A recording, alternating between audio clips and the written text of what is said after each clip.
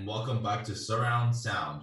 Our mission is to spread the love of music while educating our audience on the complexities behind the art form and its industry. We want our listeners to enjoy music at its core while we share our passion in simplistic ways to inform and we want to inform music lovers and enthusiasts who wish to learn more about current affairs in the music industry. Today, we're going to have a really, really exciting topic. It's going to be I know it's going to be great. It's going to be a lot of fun. But before we go into that, we're going to start with the news section. So I'm going to bring in Darius for this one. Darius, how are you? Hi, everybody. I'm Darius. I am well, Matt. I hope things are. I hope you are happy, healthy, and safe during these times. I'm okay.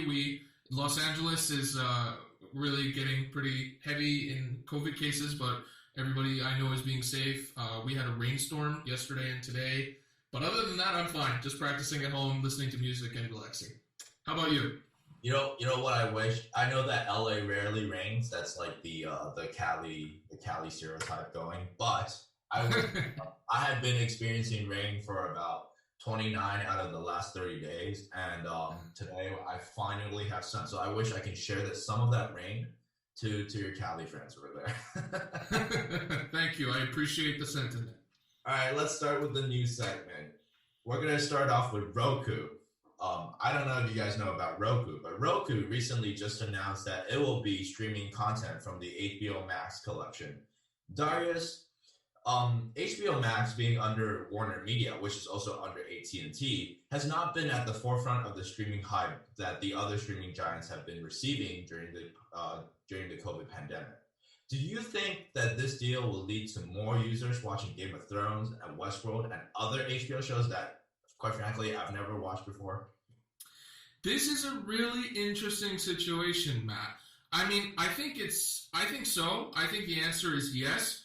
If you look at Amazon Video, Hulu, Disney Plus, Apple TV, Netflix in comparison, those are a lot bigger organizations for streaming. Roku, for anybody that is familiar with Roku, is a smaller business model for a television company, cable company for families, for lower income families that comes out as kind of cheaper.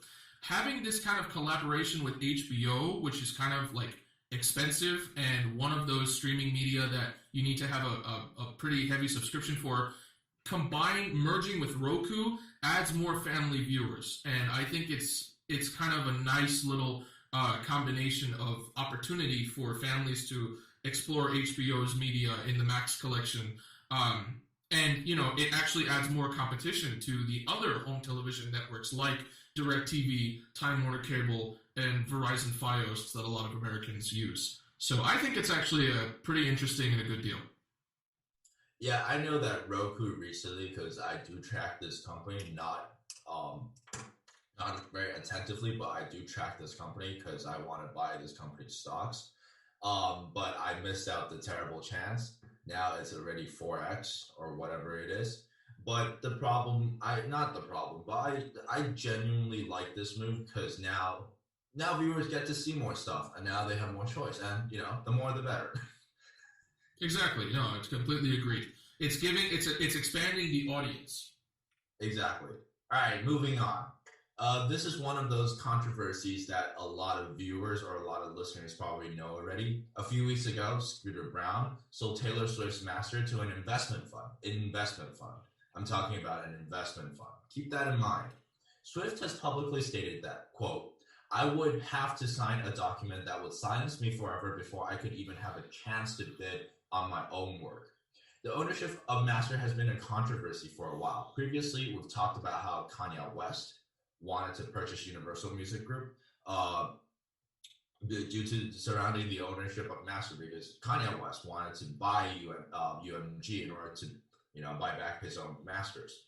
Darius, amid all these chaos, what is your understanding of this? From what I take away, I see that this is the $300 million end of a long-time feud. Scooter Braun is somebody that has worked as an artist manager to a lot of big names, in addition to Taylor Swift and Kanye, including Justin Bieber and Ariana Grande. Interestingly, I kind of have a personal experience, or not a personal, an indirect relationship to Scooter Braun.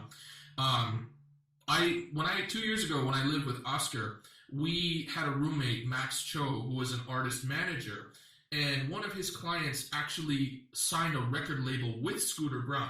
Scooter Braun had actually has shown, at least through my understanding, like of personal connections, that he is interested in startup programs. And seeing a decision like this, which has been going on like as the end of something that's been going for so many years, with Taylor Swift fighting for rights for her master's recordings, just goes to show that he's really looking out for himself and his business, and trying to find opportunities for his management group to really seek out ways of sustaining and growth in this situation by selling Taylor Swift's master recordings to investors. Music rights are pretty valuable to investors because they want to be involved in celebrity like activity in general. They see that as more valuable in terms of like what they're investing in.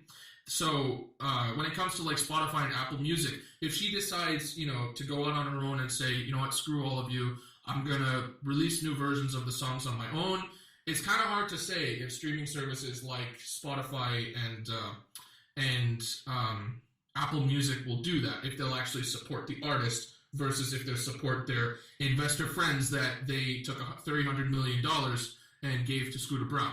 So it's kind of tough to say where this will go. I don't think this is going to stop Taylor Swift from like making music and stuff. But the real question is just where will her new work take her, and where will it take our online audience? I know I've recently read an article on The Economist, and The Economist really stated that owning a music master or owning a music record is actually quite profitable, because it actually generates a perpetual revenue. Now, what perpetual revenue really means is that basically you get to receive money for a consistent amount of revenue for a very long period of time. Royalty rights, and that, because of that, investors are really interested into purchasing a lot of different artworks, especially music records and music masters, because they get to receive this type of royalty. Now, I know that there has been a lot of controversy as it pertains to artists and the record labels. The record labels don't really want to give up their right into giving up artists masters, because basically what the record label is doing is that they're exchanging their risk, which is they pay artists in order for them to do their endeavors. And in return, the artists have to produce records for the record label. That's basically how the system works. Now, I'm not going to go into detail. We can do that in a future episode.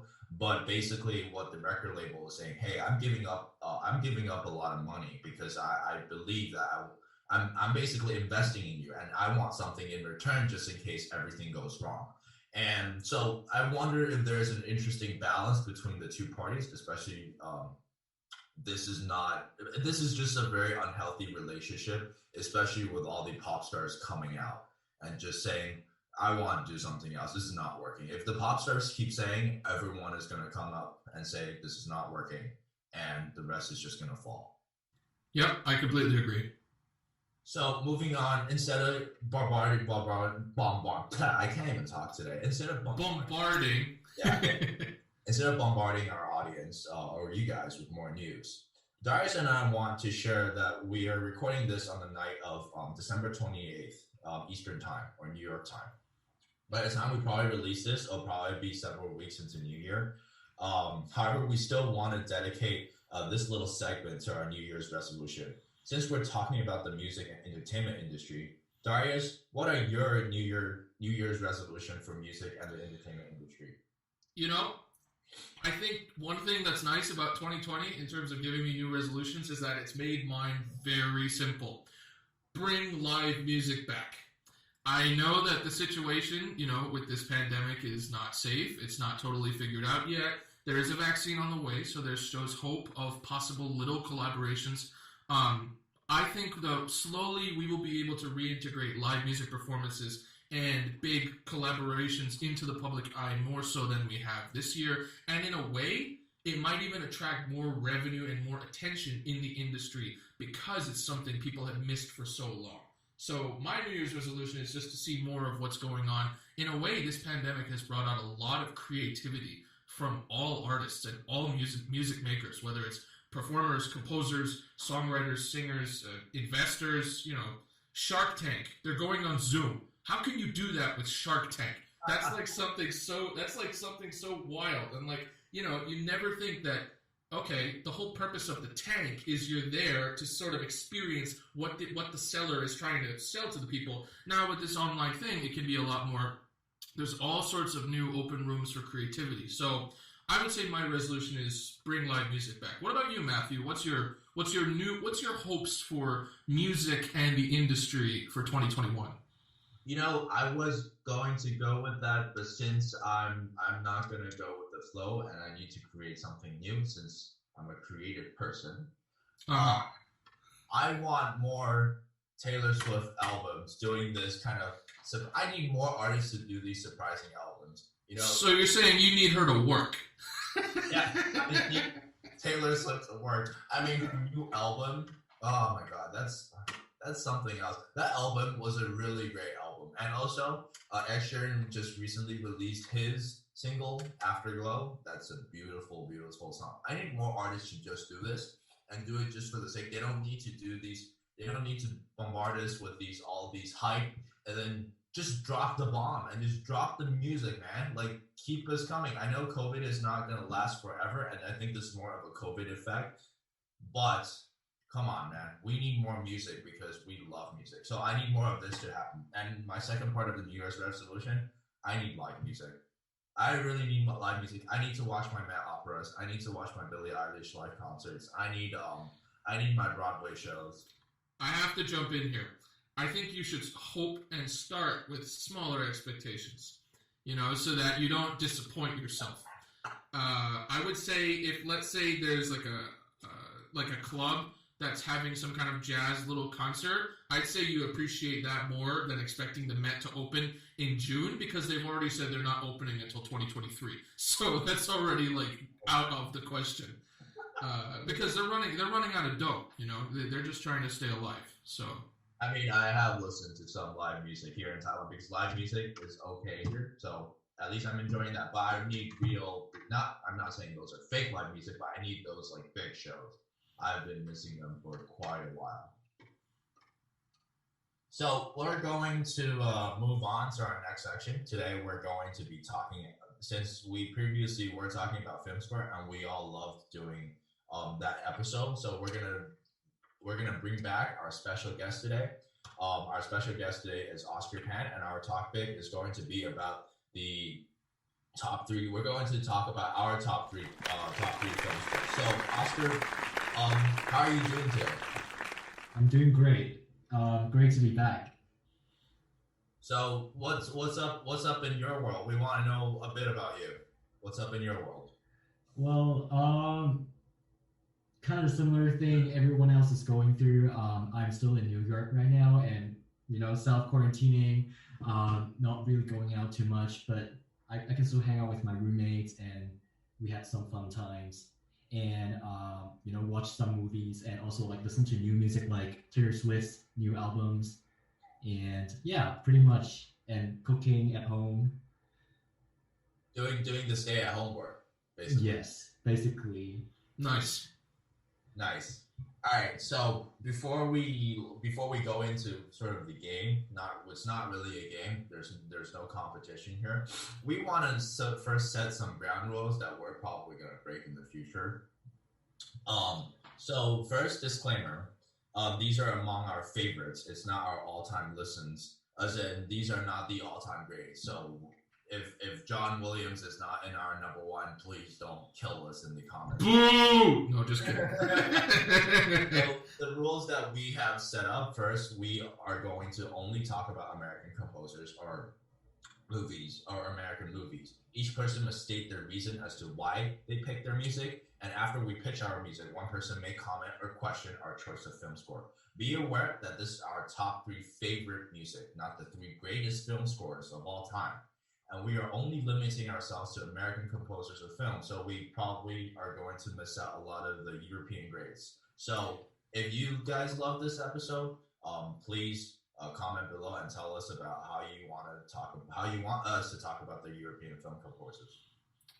Before we get rolling, we're just going to share also that after each person goes around, we're going to do this in kind of a round robin format. So the three of us are going to go through our number threes, then our number twos, then our number ones. After each person gives their elementary reason, like their primary reasons why they love this score, we're going to play like a 1 minute snippet for each score, from each score, like a sample, so that the listeners get an idea of what they're talking about. And then we're going to have the other two people that were listening to the one person speak give some thoughts, like reactions to this. That'll kind of be the format, and it'll move quickly. We won't stay on any particular one for too long. And also, if listeners want to listen to the music, we'll definitely set up a playlist, so there's nothing, you guys are not going to miss out on anything, just in case if you guys miss out on the music. You know, film music does not have lyrics, so it'll be a lot harder to search, so it'll be up to us to give you the content. So, Oscar, we'll begin with you. What's your number three for us today? Yeah, sure. Actually, I think I kind of talked about a little bit about this with Matthew earlier. Like, my heart can only hold for like two favorite pieces of film scores, but I have a lot of like similar film scores that I can put in the third place. And Tangled is definitely one of them. And I chose Tango for my third favorite film scores for today. And this one is, the title of the piece is called "When Will My Life Begin?" Look at the world so close and I'm halfway to it. Look at it all so big, do I even dare? Look at me, there at last, I just have to do it. Should I? No. Here I go.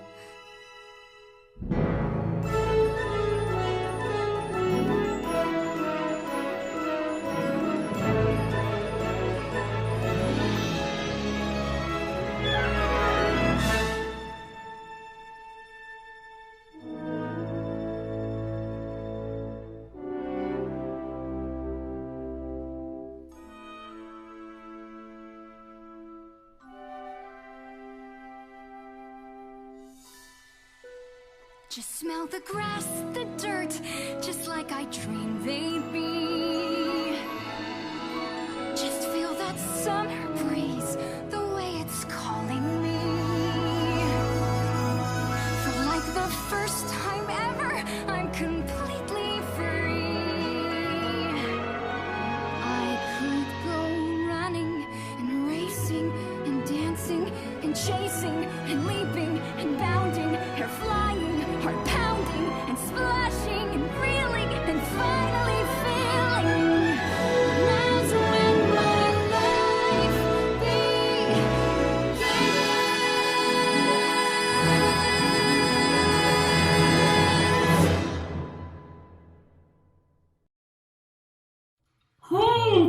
That was so good. We're starting off with some heat.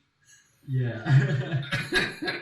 Okay, I think this one, I mean, I'm sorry to cut you off. It's impressive how this score kind of uses live orchestra and manages to keep it sort of with intensity building over a pop vocal line. Like, that's impressive. Like, it's not easy to do that because, you know, it's so common that live orchestras with vocals are usually used for some kind of operatic context, you know? Yeah. I mean, what do you have to say about that? I also particularly love the lyrics of this piece, like jumping, leaping, feeling, and you know, like all those kind of words of like rhyming words. You can really feel the emotion because this scene is telling like Rapunzel, the girl from the scene. She was basically trapped in a tower, and her mother doesn't let her go out from the tower. And then this is like in 20 years of life, the first time for her to finally comes out of the tower, and then feel the world, feel the grass, feel the grass, feel the earth, feel the water. So it's just like it's a very emotional scene, and then I think yeah, the music is beautiful, and then combined with the lyrics and also like the context of the story and also like the animation, I think it's just a fantastic scene. The music is gorgeous, but the entire the combined art form is very fulfilling when I watch the scene as an audience. And the orchestration was great. I could hear the trumpets, the cupped trumpets when she was like looking at the butterflies or birds flying, and also the harps, all those kind of like orchestral language. It just really fits really well with the scene and the story. I just want to add on to that. This is like, first of all, this is classic, classic, classic Disney sound. I mean, there's nothing more resemblance of this Disney orchestra, Disney sound with a Disney hit note on the end. This is classic Disney. But I do want to say, my question for you is this your favorite Disney music? Is this your favorite Disney film out of all of them? Because if this is it, I'm going to have to convince you with my number 3. Okay. It's probably not my favorite Disney film. Yeah, I agree. It has a really classic Disney sound, but it works. So I mean, and the music is great. And I have to say, Tangled is probably one of my favorite Disney music soundtrack. All right, Darius. Frozen is also great. I think I told you before, like for the third place, I was choosing between Frozen and Lion King and Tangled. They're all great. But when I was like re-listening to all these soundtracks and I was trying to pick the number 3, and when I was rewatching this on YouTube, the entire scene and the cinematography, the animation, and the music together, it just won my heart. So I just have to put this in my 3rd place. Okay. All right. We'll talk a little bit about that when it comes to my turn. All right, Darius, what do you have for number 3? Go and hit it. All right. So thank you, Oscar, for sharing that. That's great. Mine, it's a little bit of an unorthodox choice. It's by a classic German American composer, Hans Zimmer, who's done so many of the big American movies. But this one is kind of one of his lesser known works. It's a film that starred Tom Cruise, and it was called The Last Samurai from 2003.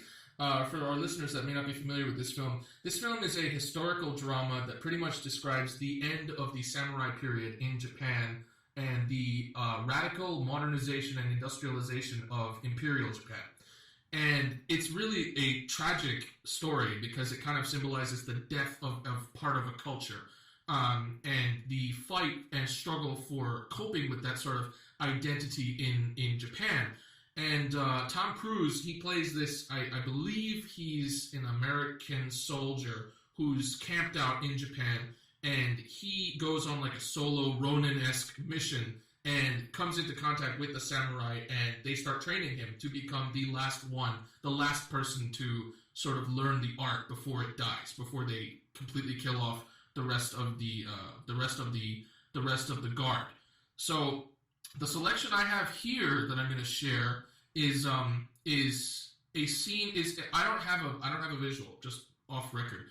It's just audio, but it's a scene from when he was learning how to train in the art of samurai, and I love this because it really kind of characterizes an interesting feel between Western instrumentation and Eastern flavor. That's something that, I don't know, I think in other episodes of my Middle Eastern music episode and in the film music episode is something that I just really admire.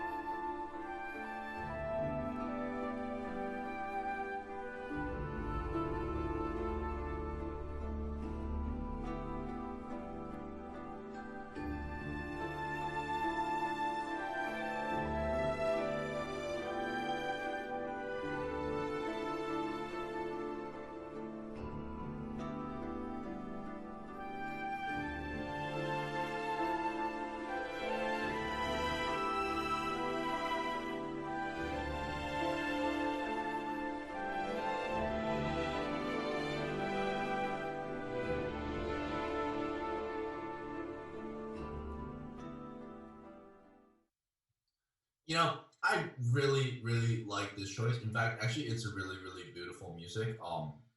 It actually really reminds me of another music that I'm going to talk about. I'm going to go into, although not the specific song, but it really reminds me of that. And the water. I feel like it symbolizes a lot of that, like that water. However, I do have a question for you, Darius. Do you really think The Last Samurai was a really good movie? By the way, when you said Hans Zimmer is an unconventional or whatever word you use it, I just have to say Hans Zimmer is a big composer, is one of our greatest composers. You misheard me. You misheard me. I didn't say he's an unconventional composer. I said that this work is one of his more unorthodox projects. Okay. That's what I said. I did not say that he's like a not famous or like weird composer. No, I praise him. I mean, I secretly gush for his Pirates of the Caribbean scores too.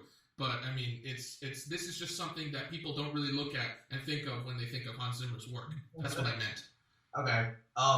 I mean, yeah, he did write a lot of unorthodox work, other ones too, but they're also great works because he's such a great composer. But I have to ask, do you really think The Last Samurai is a great film? Because I didn't really like it. Part of it is nostalgia driven. I watched this when I was like 13. I probably shouldn't have watched it when I was 13 years old. My dad just exposed it to me.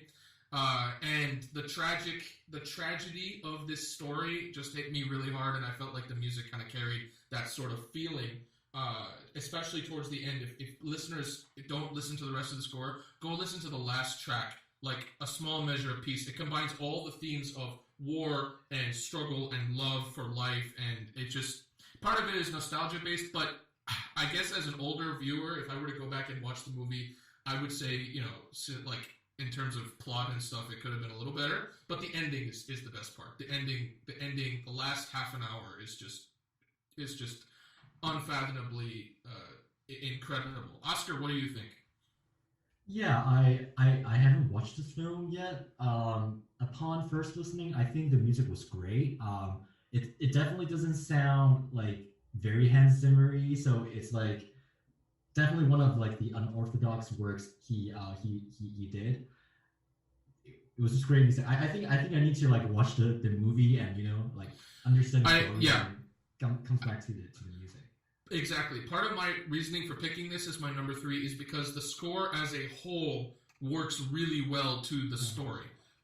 Because I kind of don't like when people pick scores just for one track and then say, oh, the rest is just garbage. Because why are you saying that the music from the movie is good? You just like one particular aspect or one scene, So that's just me. I know some other people in here might have to defend their reasoning for why they picked a certain song from a certain movie and not something else. So we'll get to that later.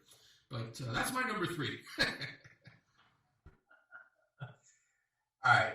So my number 3, speaking of not the best stories in the world, but one of the best film scores, coming at number 3, I have Frozen 2.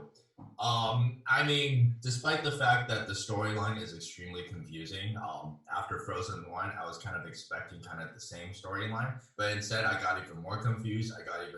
I just did not understand how the story went. This is one of those film scores that it's actually, I really liked it. And I don't like to talk about numbers on this show, but I'm going to put some numbers out there. One thing about Frozen 1, the different, the streaming numbers between Frozen 1 and Frozen 2, I did some research, Darius. So the one of the highest streaming song for Frozen 1 is probably Let It Go, and it has 430 million, around 428. I don't think anybody's surprised. 430 million streams on Spotify. However, this is after 6 years of being out in the public, the music itself. However, for Into the Unknown, it has 184 streams after 1 year already. I mean, that's actually quite surprising. I mean, if you multiply by 6, assuming that it's going to continue that trend, we're talking about 1 billion streams in the future. So, I mean, if we're going to just talk about numbers, Frozen 2 is by far one of my favorite. And also, I just want to hit it at one point, is that one of the songs, I remember also talking about like how it sounds similar, where Darius brought out the music. One of the songs that I find it Not similar is All Is Found. It's got that really nice water flowing sound. So, Darius, why don't you hit it? Let everyone listen to this really, really famous number called Into the Unknown.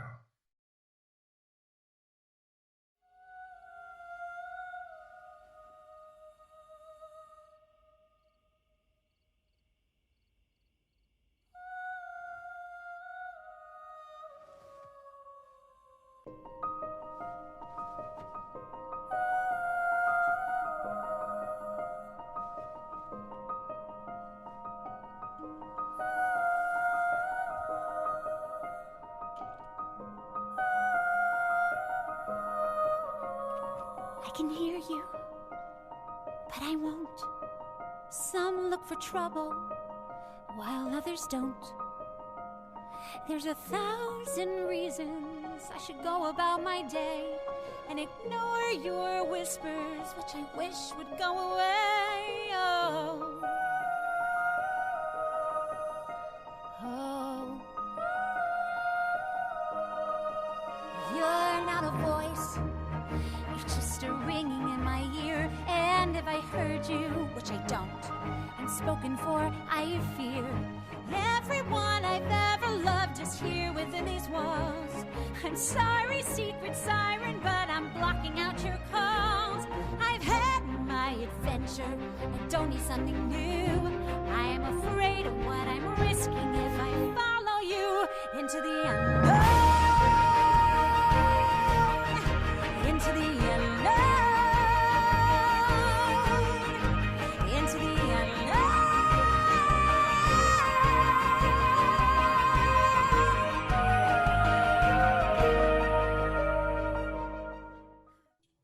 So this is one of those records that is sung by one of my favorite singer, Idana Menzel. And just one little information before I let Oscar kind of comment. This is written by the lovely couple, Kristen Anderson Lopez and Robert Lopez. Yeah, it was a great piece. I was in the cinema watching this movie last year, and I was completely blown away by this movie and its music. There's a lot of people saying that they prefer the first one over the second one, but I don't agree. I mean, they're both really great, and I think the second one is kind of different from the first one in terms of its mood and in terms of it's definitely more complicated and kind of darker, and it's more magical sounding, and I particularly like the album. What is that piece you mentioned, Matthew, earlier in the album as well, like more water flowing. All the time. Yeah, All the Sound. That one's actually my favorite one from the entire album. I'm really into like folk style music, and yeah, the entire album is great. So what do you think, Matthew? Like, what do you think is the difference between the two in the series, and do you think you prefer the second one or the first one, and what do you think is the difference between the two? I mean, like, come on, the reason why I put Frozen 2 in this list is because I prefer the music so much better. I mean, I told everyone about this. Frozen 2 is this music completely blew me away. And Into the Unknown is one of those, like, especially when it bursts out, oh my god. I mean, Into the Unknown, and then when it bursts out, there's just so much goosebumps. And then when the All Is Found, that theme, like you said, the water flowing theme, when it returns, oh my god, it gave me so much goosebumps because when Elsa figured out that there was so much storylines, there's so much backstory behind all these mysteries that she was trying to figure out, and then All Is Found, I was like, I need this music back. This is so fun. To play devil's advocate for just a moment, I will share that Frozen 1, the reason why Frozen 1 sold and that particular track, Let It Go, sold and reached the hearts of so many more people is because compositionally the formula was original for that film. If you listen to Into the Unknown, that kind of bursting idea that you were just talking about, Into the Unknown, that they did that in Let It Go. If you listen back and you think, the style, it fits into the same style of the series of Frozen media. I think it's quite unique. I have not seen Frozen 2 because I have seen a lot of bad recommendations not to see it, but I have gotten some tips to listen to it. So I would say that if anything, the music is definitely a great addition to the culture that Disney is creating with these works. So I like it. Hey man, practice makes perfect. You know, the more it makes it even better. So I'm just saying. All right, we're going to move on into number 2. So Oscar, why don't you hit your number 2? Sure. My number 2 for today is How to Train Your Dragon by John Powell. It's a lot of people's favorite, and I don't know why this track didn't win, Oscar for that year. I mean, it completely deserved it. It was a great movie and great score. Definitely recommend it. The first one, not like the succeeding one in the series. I like the first one especially. So you guys can hear it now.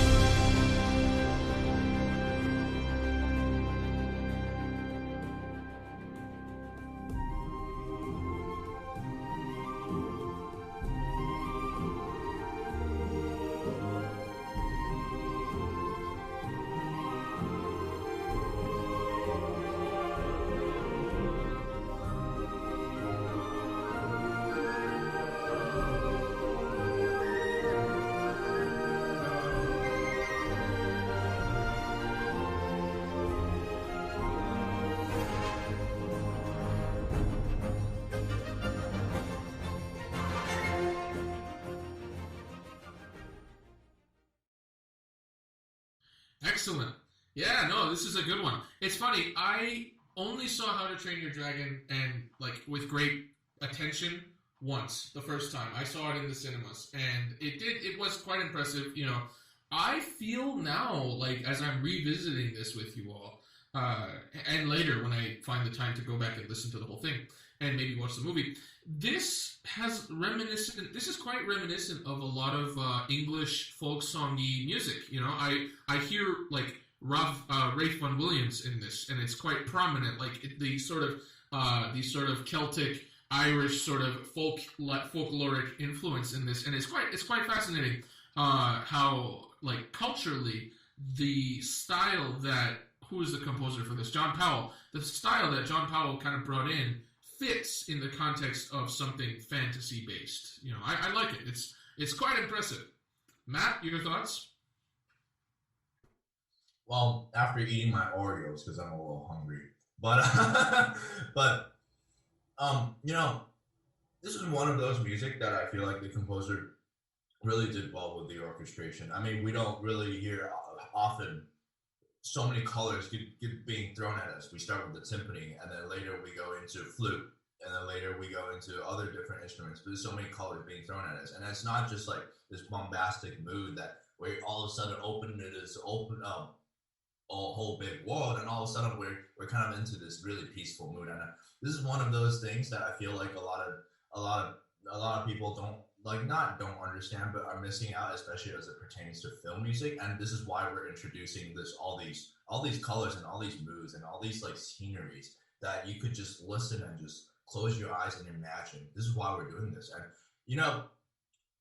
I actually haven't watched this movie, so I'm gonna have to ask Oscar a question. How do you really train a dragon? You have to watch it for yourself. I can't answer that. But it was such a great movie.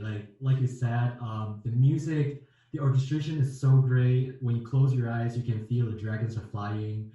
And this music is very diverse. It's actually a long piece of music, with all the different segments and compositional ideas all pieced together in this track. So you can listen. You can hear so many different elements and also so many different ideas in this piece. And the soundtrack is great because John Powell really knows how to use thematic writing. If you watch the entire movie and you listen to going through the entire soundtrack, the album, you will see how the ideas are are reused and how they are pieced together. It's just really masterful. Play with sounds and play with ideas. Yeah, it's just great sound, great music, and also just my personal taste. I love the folk elements in music, just like Darius mentioned. Yeah, that's just like my personal taste. I love it, like the fiddles, um, some kind of flutes, some kind of woodwinds. Yeah, I loved it.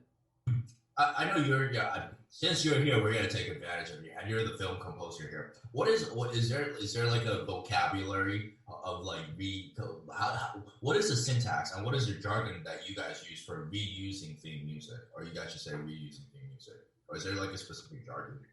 I don't think there's like specific jargon. It's just like, yeah, just like how we talk, naturally, like we use the same material and how to develop it and how to transpose it, and just kind of the same things. And just basically convert it into it depending on the scene, right? Yeah, it's very, very useful to reuse musical ideas in film, because that really brings the audience the emotions. So that's why composers do it for films. Totally. I'd call it thematic interpretation, if anything. Yeah, that's great. The classical way of saying it would be leitmotif. So let's move on to Darius's number 2. Darius, why don't you tell us your number 2? Okay, everybody. Listeners, you're going to have to forgive me, and guests, you're going to have to forgive me. I am breaking the rules with this one. Insert siren horn here. My number 2 is written by a Canadian film score composer, and it's a Bollywood film from India, but it was heavily publicized in the States and premiered in the States. It's called Life of Pi. It's based on the famous book in which it's really quite, again, kind of another tragedy. The story of a immigrant family who are traveling by boat to the Western world, and they get shipwrecked, and the boy in the family survives and is forced to live stranded, marooned on a little raft in the middle of the ocean with a Bengalese tiger. And it's a really intimate, incredible film, and the score for this one, Michael Donna, Canadian composer, really just accentuates that sort of feeling of intimacy and stress and tension in such simple pulls and pushes through the use of Indian classical music modal system, which is what I went into a big deal with my last guest, Vivek Pai, in the Middle Eastern episode. This track that I'm going to share with you is actually from the beginning of the movie. It's during the point where the kid grew up in India. He grew up in a town called Pondicherry, which was a French colony during the French conquest, the French and British conquest, when India was originally divided into separate territories. So you're going to hear a lot of that sort of French influence with Indian instrumentation and style. The title of this one, Piscine Molitor Patel, is the name of the main character, Pi for short. He was named after the largest swimming pool in the world, which is in France.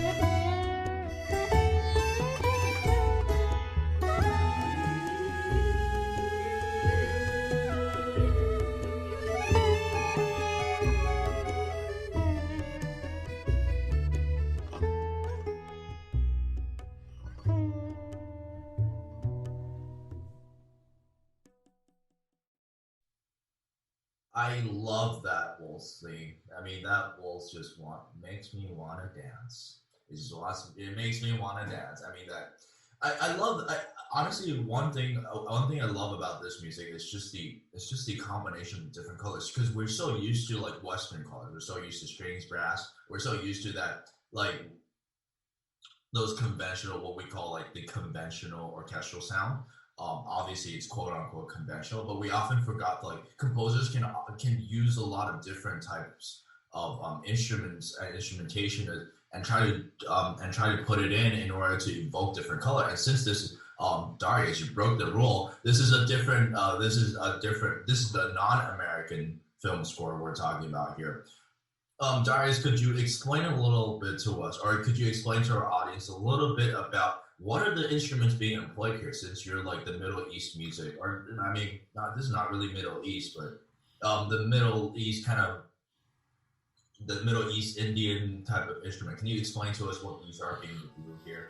Yeah, so the key instruments in this that kind of signify that sort of flavor are tabla, which I went into great deal with our guest last time on, as the main proponent for percussive rhythms and Indian classical rhythms, and voice. The vocal lines are female feminine voice that goes into sort of quarter tone system. You hear that it's kind of unique and slightly off kilter from a Western flavor. If you actually listen later in this track, you'll hear that that male vocals come in and they go into the stuff that we talked about in the Middle Eastern episode when our guests demonstrated it. So the big propellant is tabla. In addition to that, there's sitar, which is the string instrument, the percussive string instrument that really gives that sort of timbre that's unique. And then otherwise, it's pretty straightforward. You've got some accordion, you've got some strings, you've got some low strings, and you've got, I think, maybe either xylophone or glockenspiel. It's pretty relaxed in a sense. Yeah. Yeah, I definitely enjoyed that piece. Like Matthew said, I was really pleasantly surprised by the combination of different cultures and their styles of music. I think in this piece particularly, it's combining I think like kind of French and Indian. I think that's a really interesting combination that I've never seen in any type of music, like let alone film scores. It's not common. Yeah, it's not common. It just sounds absolutely great.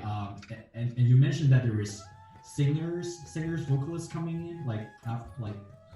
There was a female vocal line at the beginning, you might have heard, and then later it's like a male solo that goes into the northern and southern Indian rhythmic system. That's great. I need to listen to the entire full soundtrack. I mean, it was really please do. And it fits the film so well. Again, this is another choice of mine that I really feel encompasses the work, the story coming from the book really beautifully, which is also all based on a true story. So, yeah. Matthew, do you have any thoughts? I mean, I already told you my thought. I absolutely love that music. I mean, this actually really makes me question my number 2. I mean, yeah. It's really how good the music is. Let's go into that then. Let's go into your number 2, Matt. Well, if we're going into any film music, we've got to talk about this legendary, I mean, absolutely legendary composer, John Williams. I mean, I know another one of my friend absolutely like takes him as a god figure, as my friend Noah. Shout out to Noah there.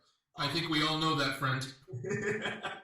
Yeah, but John Williams is the one of the many reasons why I love John Williams so much is because the ability for him to create these intense, but not only intense, but also incredibly memorable melodies. I mean, anybody would know the Darth Vader theme, the da ba ba ba, but everybody knows that theme. I mean, it's so singable. He's like the Mozart, and then combined with that Wagner, like the Wagnerian ballsiness as it comes to the music. And the music that I'm going to choose is Harry Potter. I mean, everybody knows this theme.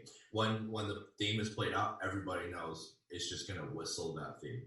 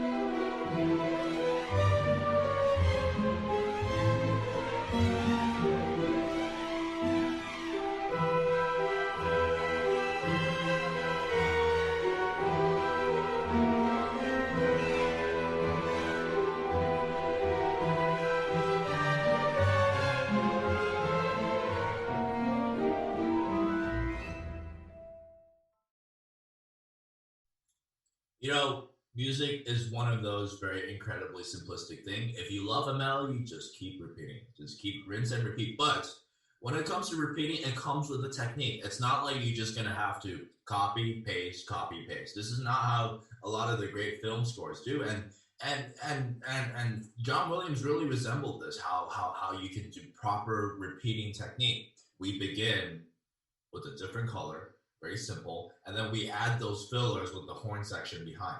I'm telling you, as a string player, because I used to play the violin, as a string player, that section is incredibly difficult. It's incredibly difficult to hard. And one thing, although they do sound like fillers, they do just sound like notes running around. Those notes, you know what, Oscar, I want you to comment on this, but I know as a composer, like previously having written music before, those runs are incredibly difficult to write because in order to write them effectively and well, and also at the same time making it so that players do suffer is incredibly difficult because you got to write all those notes in, and then especially during that time we don't have Sibelius. You just gotta jumble all of them together and also make it sound good, and also make sure that the string player doesn't hate you, but they still hate you. I don't know how that works, but you gotta explain it to us, Oscar. Yeah, I mean, when I write those runs, it really depends on the instruments. Like for strings, it's definitely harder because it's a string instrument and it's not as fast as when you tap your fingers. And yeah, when you write those runs, you have to be really careful, like what scales you're using, like you're basing on, and sometimes you write out all the notes, but for harp, it's sometimes just like you have the for harp you have the pedal and you just like do the glissando. So it's like it's different writing for different instruments. Yeah, the problem is that like we absolutely hate composers when they do that. Darius, what do you think about this choice? Yeah, no, I mean, I have seen quite a few of the films because this film, The Sorcerer's Stone, it starts the book series in film adaptation, and that goes for like 10 years. So I think, in a way, John Williams does kind of use his Wagner inspiration in sort of creating this little motif and letting it kind of build and take off on its own. Similarly to Lord of the Rings, which I believe I mentioned in the Music of the Week for the film music episode. It's a great motif, and building it up with woodwinds, with light woodwinds and Glock is really excellent instrumentation, and the use of flourishes, as Oscar said, is really creates that sort of mysticism around the theme. So yeah, like you don't find somebody walking down the street singing this, on a regular basis. You might hear this in Halloween thematically. It fits in with that sort of mysticism. But it's not. It creates a certain mood. So yeah, and fantasy. I love how you brought that up. I mean, that's what the entire story is about. It's about mystery. It's about mysticism, and it's also about fantasy. That's what the story is about. And sometimes you don't even have to. Like, this is one of those music where you don't even need to listen. You don't even need to watch the movie, and you probably already get an idea what the movie is about. And this is what I love about John Williams, is that he's able to capture this vivid picture and vivid understanding of how the entire story works without even you needing to watch the film. I mean, that is some great writing. What do you think, Oscar, about that? Yeah, definitely. I definitely love the magic part of this music, and I think one way he achieved this in this piece was using a lot of like semitones in those like ascending and descending scales, and also some kind of like kind of dissonant intervals. And I think just kind of like really great. It really adds to that mysterious and eerie atmosphere, and it really fits really well with the entire story. Yeah.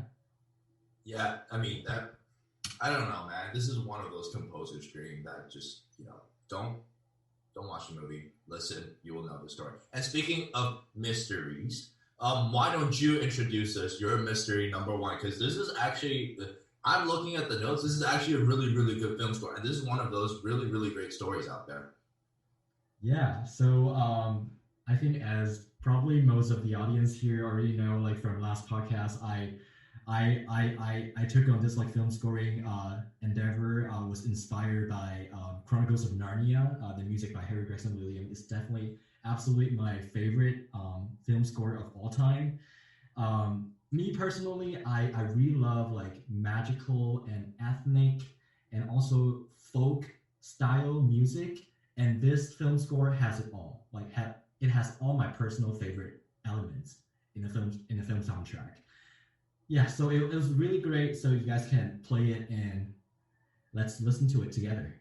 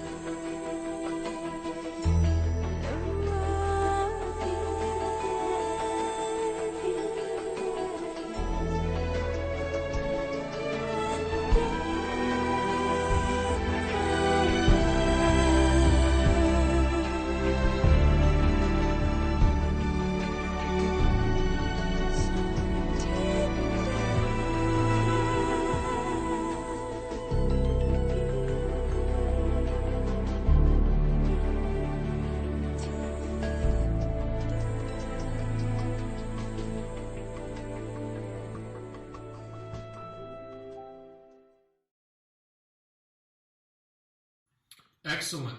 I mean, oh man, I remember last time we were talking about this. I can see why you can gush over something like this. It's just so it tells as we have been saying with the other like 6 scores we've shared so far. It tells a story, and in this little use of percussive elements like the voice and the arco rhythmic patterns of the strings, along with that sort of music box kalinka instrument, it's really quite fascinating. Question for you, Oscar: is the vocals, is that lyrics? And if it is lyrics, is that English? Yes, that is actually English. Really? I had to look it up and look at the lyrics and listen to a singer sing again. Oh, that's what she was singing. Yeah, what was she saying? I couldn't pick it out. I think she was singing like all the breath or something. Like, let me look it up now because I can't remember for sure. Yeah, no, because that was something that it's just so fascinating. Like somehow the texture of the voice, the lyrics add a sort of percussiveness.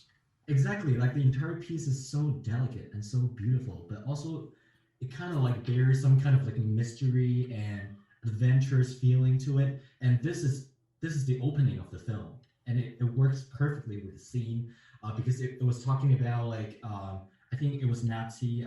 They were hitting London, and then the people have to evacuate from London, and then they have to take on this train and then go to somewhere like more remote village style, and the lyrics. Now I look it up. It says, "One breath for all beneath the wall. Feel this, so tender." Wow, that's perfect. That's exactly what the music is trying to portray here. It's really beautiful, and I love the fact that it was not very classic and very traditional, like not just like orchestra, but it really used the orchestra really cleverly and really minimally, but also very effectively. He also combines so many different like ethnic instruments in the entire score, like duduk, some kind of like woodwind instrument from England. Like it's just very, very delicate and very ethnic and very beautiful. Yeah, every film that uses duduk, that Armenian instrument, it just totally like changes the flavor and really gives that sort of looseness that is just so desirable and so relatable to an emotion of tension, to an emotion of anxiety, to like musical representations in the listener's mind. Yeah, it's incredible. Speaking of motion, like you could really feel the motion in this music. Like you could hear the string pads, right? I think that signifies the train of like the train going ahead, because the train has to be the kind of like motive in the music, and it really speaks to that, and it's just very fantastic music. Yeah, Matthew, do you have anything to add to? Yeah, I do. I'm gonna make it a little quick because I do want to move on into Darius' music. But two words that really stood out to me: it's simple but subtle. And honestly, behind that simplicity, that iceberg analogy that a lot of us talk about, outside it just sounds so simple, but inside it, you realize how complicated it is. Just the entire structure and entire outline of the entire music is. How incredibly complicated it is, and just the complex writing, just like you said, trying to mimic the sound of the train. And also, one thing that I really liked is that the string, and also the kind of, I don't know what that instrument is, the percussion instruments, that, I mean, it just touched me. It's one of those music that it doesn't need to punch you, but it just crawls onto your skin, and it is one of those really not French, but I can see that French inspiration writing that it just crawls into your skin. It doesn't have to punch you. It takes us on the journey with it. Exactly. That's what it is. All right, we'll go move into number two. We'll move into number one for Darius. So Darius, what do you have for number one? My number one, it's similar to my number three. It's nostalgia driven. This kind of is going into my favorite movie of all time. It's a choice that is not a common choice. It was famous when it came out, and then it kind of died away after a few years. But my favorite film score is Up by Michael Giacchino from 2009. It's a Disney Pixar film, and the story is an original story, and it just, there's something about the quality of the story and the score that creates this sort of gold old time adventure feel that is so unique and so lost in today's world. The idea of going on like a safari and exploring a Southern American world or a totally new environment like in Africa or something. I just love that. And the premise behind Up, for anybody who doesn't know what I'm talking about by this point, who hasn't seen it, spoilers alert, it's basically the story of an old man who lost his purpose in life and decided to go on a journey to Venezuela by taking his house and putting balloons on top of the house and sending it up into the sky and literally flying to Venezuela.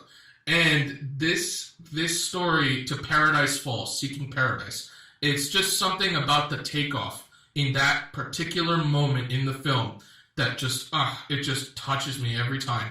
And that's what I'm going to share with you now. The whole score just really characterizes that sort of adventure is out there phrase that's used throughout the film as well.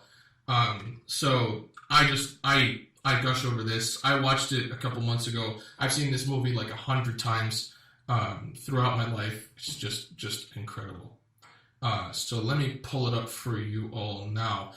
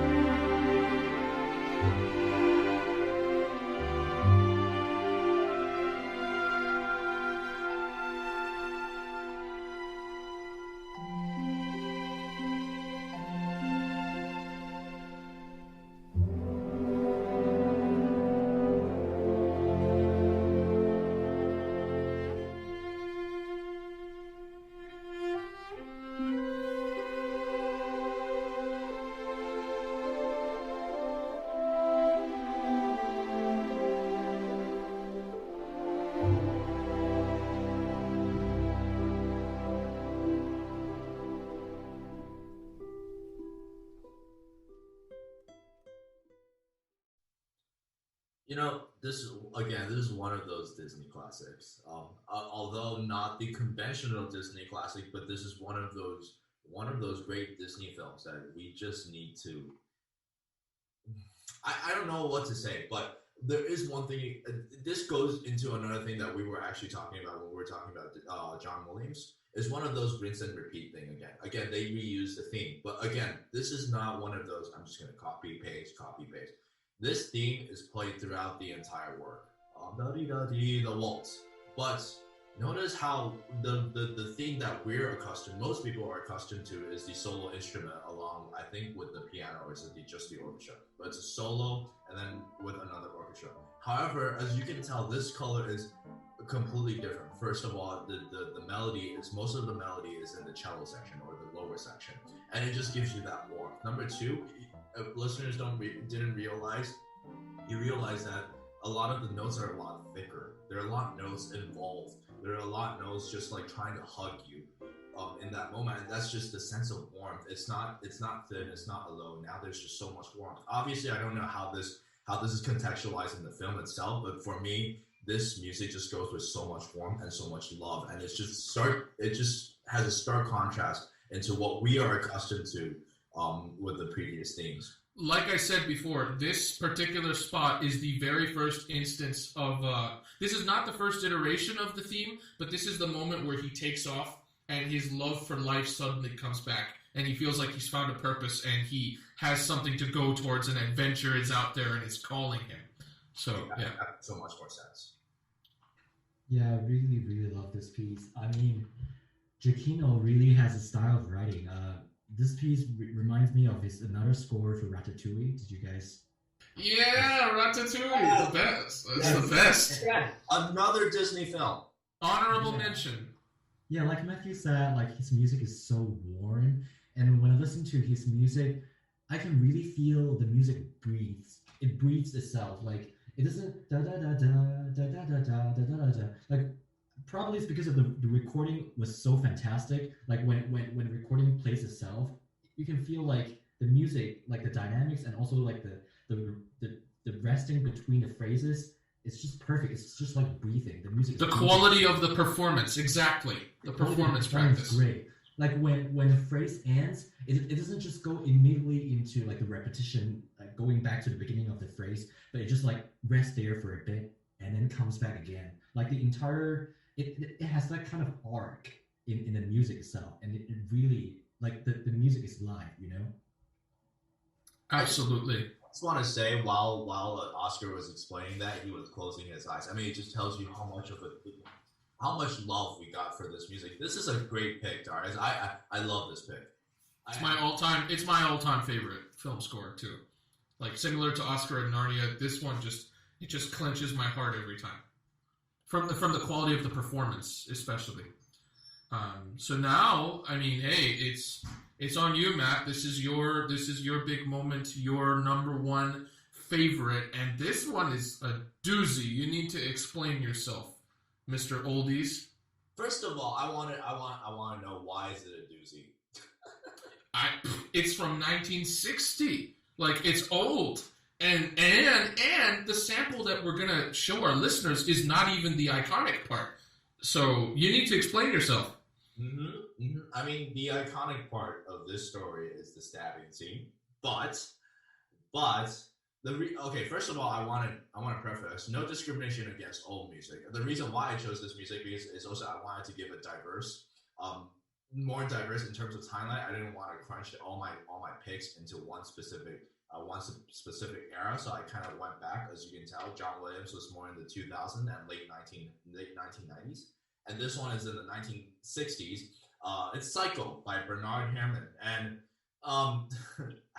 this score is actually another legendary score, because this is one of the most sophisticated writing, as you can tell, as it comes to like music theory. Because unlike a lot of Disney music, it's not that they're not sophisticated. It's that if we're talking in more sophisticated language, it's very hard to use sophisticated language to describe the harmonics, the textures, or whatever you want to use in the music theory way. But Bernard Herrmann really embodies that. and he's also able to capture that horror, that thriller, scenery of the entire story of, and he's able to do that with really, really complicated writing. And this is one of those.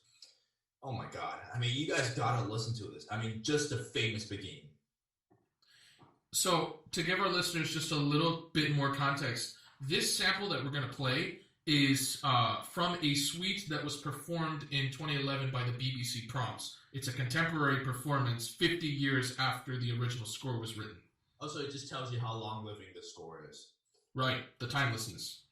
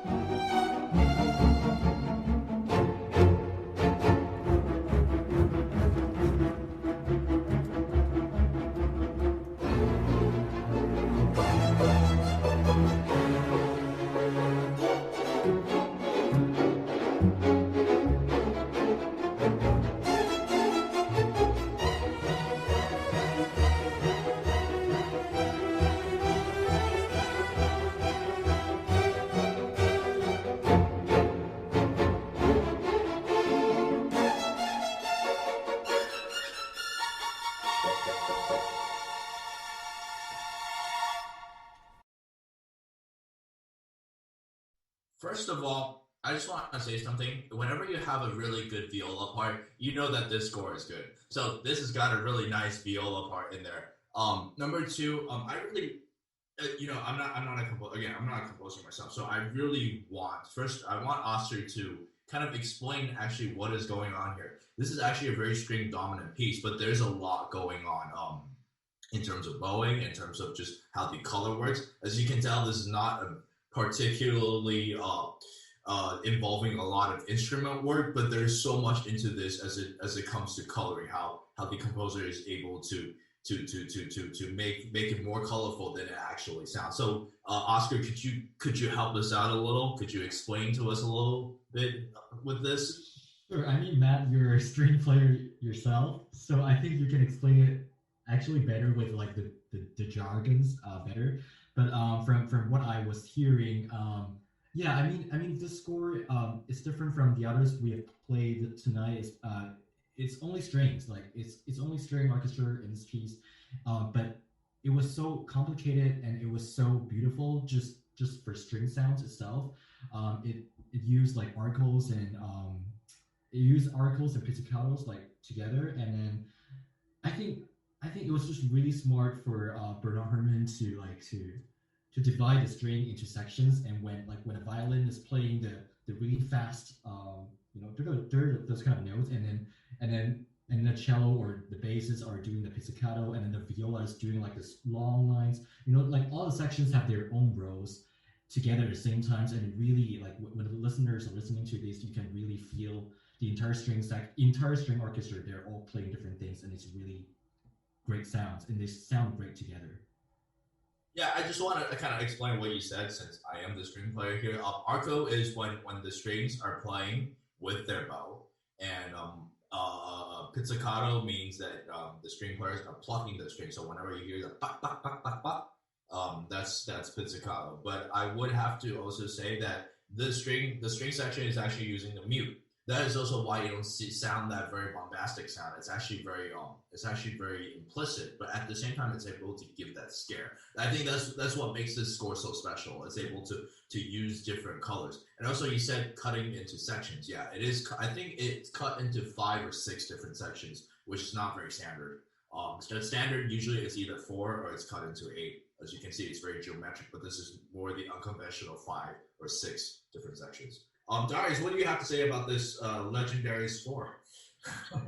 It's interesting. I did secretly listen to this before the time of this recording to give myself a taste, and I found in my second listening to this, that there's some surprisingly little, intricate little elements of other cultural worlds in this that I hear. I do kind of hear, like, from the chord progressions, a sort of Eastern European Russian feel with the sort of tension building. It kind of reminded me of like something you hear out of a Shostakovich symphony. It just gave me that sort of feeling of rush and uncomfort and something is happening and I don't know what it is and I don't feel good like this whole time. And then at the end of this suite in the performance, it goes into the but this is a performance recording. Because this is a contemporary performance, I really am able to hear a lot more of what's going on with so much more clarity than what's actually heard in the film, than the studio recording from 1959 that's in that film. So I feel like the doors are really opened up in terms of a listener's perspective with this from a contemporary standpoint, because we have people that have performed this and studied this score with so much of a generation behind them. I still, Matt, I think I still need like a little more clarification. Is this among your top 3 favorite scores of all time, or is this literally your favorite film score in the history of the universe of your life? The thing is that we are limited to American composers, so no, this is not my favorite of all time. I have one music that I do, it is my favorite, and it's not this one, but it is up there. I mean, this score is really, really something else. One thing that really touched me is also it's that this is strictly strings. The ability for Bernard Herrmann to really maximize the sound of strings and able to explore so many different colors just using the strings is really something else, and it really speaks to how genius and how great of a composer he is himself. Because Bernard Herrmann is a great composer. He's up there with the Hans Zimmer and John Williams of the world. And I also have to say that in later parts of the music, it really draws into a lot of the contemporary elements that a lot of us are not accustomed to. It's not just Shostakovich that you were talking about. It's also a lot of the Stravinskys. And there's also the Stravinsky's, like when it's the thumping thing, that's really reminiscent of Rite of Spring. And it's also the screeching sound when it's the stabbing scene. That's reminiscent of Penderecki. So it inspires from so many different elements, and that just speaks to how great of a composer he is. Yeah, exactly. In a sense, Bernard Herrmann really does take. I just want to add one last thing. Bernard Herrmann really does represent his time, because he's from the generation of film score composers that kind of started the genre. This is from the early this is from the 20th century. During the modern era, Stravinsky was alive, as well as Shostakovich, and they kind of all shared certain common ideas and practice in terms of modern writing, late Romantic and early modern writing. I just find it quite fascinating. It's funny, at school we have a composer faculty that I'm sure Oscar has run into a couple of times, Michael Patterson, and he has taught. Yeah, he's a good guy. He's taught. I actually took a conducting class with him, and he taught me for 3 months how to conduct a film score using streamers and stuff. And we used Psycho as part of the class. And what was just so interesting was that sort of elementary introduction to creating a illustration through music, illustrating a tension, illustrating a scene through music. It's at its most raw form here. So that's all I had to share. Exactly, that's that. I mean, Bernard Herrmann, kudos to him. Honestly, hats off to him. He's one of those composers. So, obviously, I wish we could all vote on who we think is the favorite one, but we're running a little bit short on time, so we're going to move into our music of the week. So we're going to start off with our guest here. Oscar, what is your music of the week? And I think Darius is going to hit you with a question later. Before he does, let's just remind our viewers quickly. Music of the week is where we share what we have been listening to recently and what we are kind of moving forwards in the future. Because of the theme of this episode is all film scores, we're hoping to see that, you might have listened to something related to film based on this topic. So, Oscar, why don't you start off, and Darius, you're going to hit him with a question. Sure. So, now it's like December 28th, and for Christmas Eve, I was rewatching Polar Express. It's actually one of my childhood's favorite. And then, we rewatched it like many times, and now I just like download the entire soundtrack on Apple Music, and I listen to the soundtrack for the film by Alan Silvestri. It's great music. Yeah, no, it's so funny. Like, I also watched Polar Express on Christmas Eve, so that's my music of the week too from last week. Like, I did go back and listen to the score a little bit, humming along the it really carries that sort of spirit of Christmas. It really is just. The theme is really great because it combines the mystery but also the Christmassy feeling together. It's a very interesting combination, like mysterious Christmassy feeling. Alan Silvestri got it. My question for you, Oscar, is, in your experience, can you think of another film that highlights a sort of holiday-esque style in its writing that doesn't use a popular jingle, a Christmas jingle, let's say, or a holiday jingle? Because Polar Express, it's an original theme, but it conveys that sort of Christmas vibe to it, the whole time. You don't hear the da da da da da da da da da da. You don't hear that at all, The music, he did use. I think he did use jingles. He did, but he didn't use it as part of his primary theme. Yeah. I think maybe he used it like throughout the film somewhere else, but probably not as like a primary theme. I don't know. I think it just worked in this film. Yeah, it's incredible. Do you have anything that you think you might be listening to next week? I think I will be watching Queen's Gambit on Netflix, and I was saying like the music was really great, so I need to that's incredible. I am actually watching The Crown, which is the other big Netflix series right now, with my mom, and the music from that is also written by Hans Zimmer. So that's where I'm leaning with my music of the week. Last week for me, it was also Polar Express, and next week it's totally going to be like just exploring more of that series, the TV series, The Crown, Hans Zimmer. I think I really do need to explore more of Hans Zimmer's other non-orthodox works, similarly to my understanding of The Samurai. I know that there's a lot of other great pieces out there that he's written that don't get enough praise, other than like Pirates of the Caribbean and stuff like that. Matthew, what is your music of the week? Yeah, my music of the week, obviously, first of all, I'm going to talk about what I did last week, because I had a lot of exams, so I couldn't listen to a lot of music. So I ended up brainwashing myself with a lot of Haydns and Mozarts of the world, just so that I could study. So going into next week, this is one of those. Again, I love anime. You guys all know that. So this is one of those music that I really, really want our listeners listening to. If our listeners make it to this far, I'm going to listen to Hunter x Hunter. Hunter x is Hunter's all of the original soundtrack written by Yoshihisa Hirano. And Yoshihisa Hirano is one of those composers that is greatly influenced by a lot of classical composers, including Prokofiev. Prokofiev's Montague and Capulet, and also a lot of he uses a lot of Verdi. He uses a lot of Mozart's themes, even Wagner's theme.